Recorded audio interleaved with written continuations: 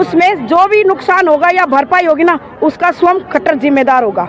इंकलाब जिंदाबाद जिंदाबाद जिंदाबाद मुर्दाबाद मुर्दाबाद लागू करो लागू करो लागू करो लागू करो।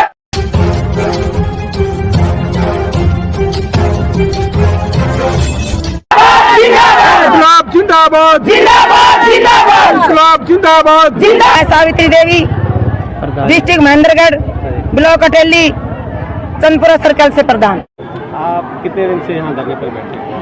आज 73वां दिन है जी हमें धरने पे बैठे। आपकी मांगों को सरकार ध्यान में नहीं रख रही? मांगों को सरकार ध्यान में नहीं रख रही है। अपनी मांग मनवाने के लिए ही हम यहाँ 73 दिन से बैठे हुए हैं।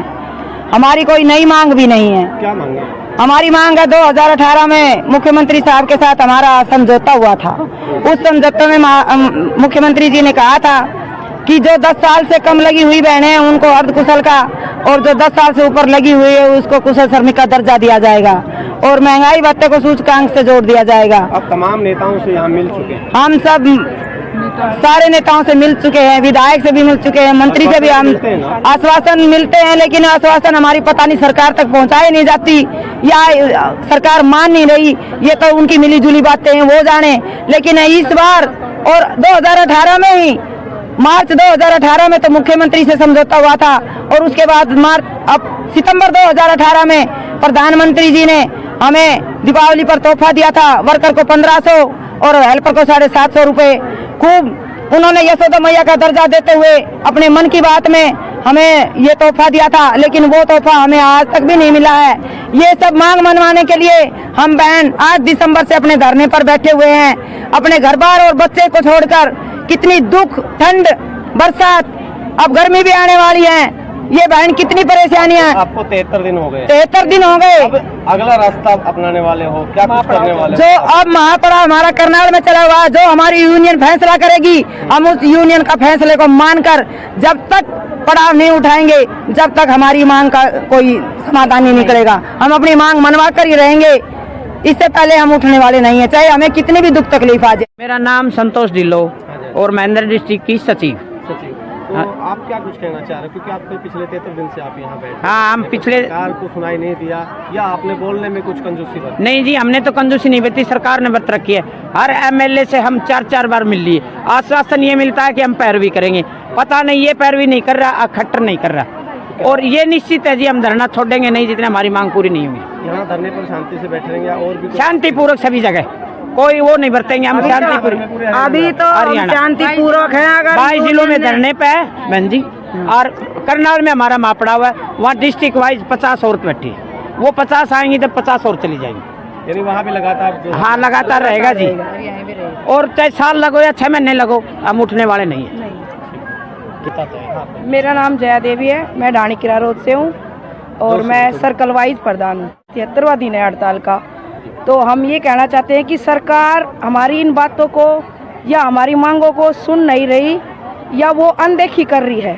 तो हम सरकार से ये कहना चाहते हैं कि हम इतनी मुसीबतों से, घर का बाहर का जो भी हम काम छोड़ छोड़ के यहाँ आते हैं, तो सरकार को ये महसूस होना चाहिए कि ये लेडीज़ घर से यहाँ पे आती है और अपना घर बच्चा, छोटे छोटे बच्चों को भी छोड़ के आती है, तो उनको थोड़ी शर्म आनी चाहिए सरकार को कि ये एक लेडीज़ है। सरकार जो खट्टर सरकार है वो भी किसी का बेटा है। अगर उसकी माँ हमारी तरह रोड पे आती तो उसको क्या लगता, क्या महसूस होता उसको।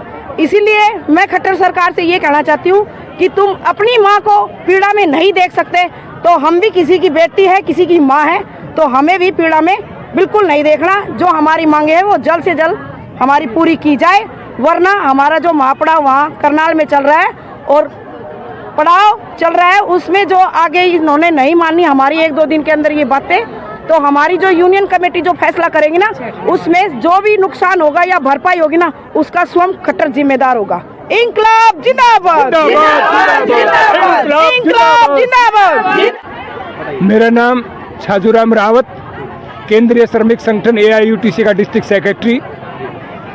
हमारे आंगनबाड़ी आंदोलन को आज 73वां दिन हमारी आंगनबाड़ी बहनें उन आंगनबाड़ी केंद्रों को बताने का काम कर रही हैं जहां हमारे नौनिहालों को कुपोषण से बचाने का काम करती हैं, हमारी महिलाओं को देख रेख का काम करती हैं। ये आंगनबाड़ी केंद्र जो सरकार की वेलफेयर की जन कल्याणकारी नीतियों का एक केंद्र बिंदु है, उन आंगनबाड़ी केंद्रों के अंदर काम करती हैं।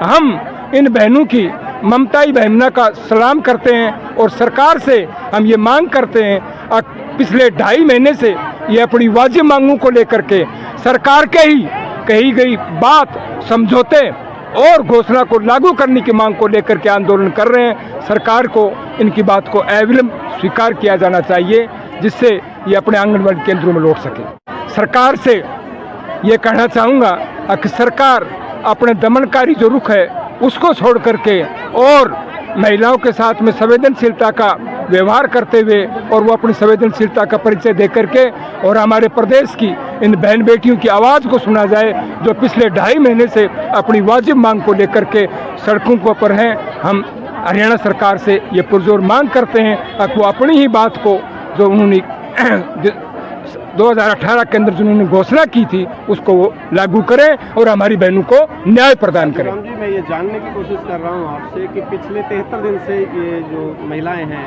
आंगनबाड़ी कार्यकर्ताएं बैठी हुई हैं यहाँ पर, अब तक इनकी तरफ ध्यान नहीं दिया गया। आपको लगता है सरकार ध्यान देगी? बिल्कुल, हमारे पास में एक ही रास्ता है और वो रास्ता है आंदोलन का। हम यहाँ जिले के तमाम जनप्रतिनिधियों को, हमारे यहाँ के जो मंत्री हैं उनको हम 5 बार मिल चुके हैं, हमारे यहाँ के विधायकों को हम 4-4 बार मिल चुके हैं, प्रशासन को हम ज्ञापन दे चुके हैं। हमारे पास में सिर्फ एक आंदोलन का एक रास्ता है और निश्चित रूप से हम इस आंदोलन के रास्ते अब जीत हासिल करेंगे, ये हमें भरोसा।